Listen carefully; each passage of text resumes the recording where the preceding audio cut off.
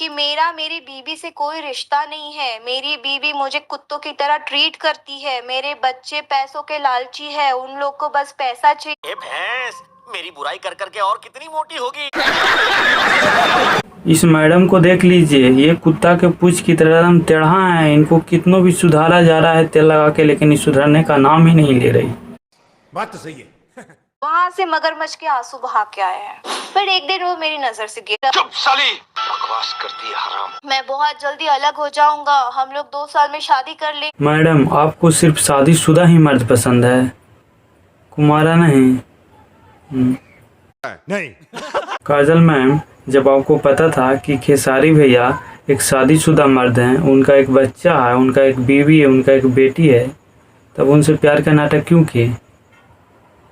चंद पैसों के लिए सिर्फ।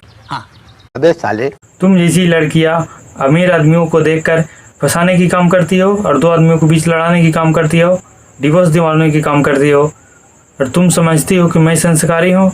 तुमको शर्म आनी चाहिए। तुम चुल्लू भर पानी में जाके डूब के मर जाओ।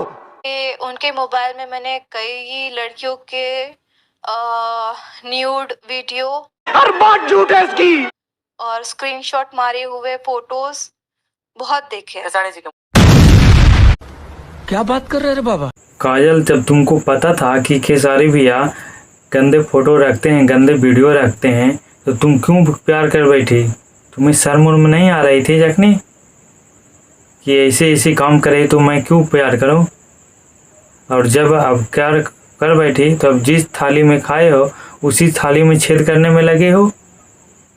तुम जानते थे कि खेसारी भी एक शादीशुदा आदमी है, एक अच्छे भोजपुरी इंडस्ट्री में पति पत्नी के रूप में उन्हें देखा जाता है सबसे अच्छे।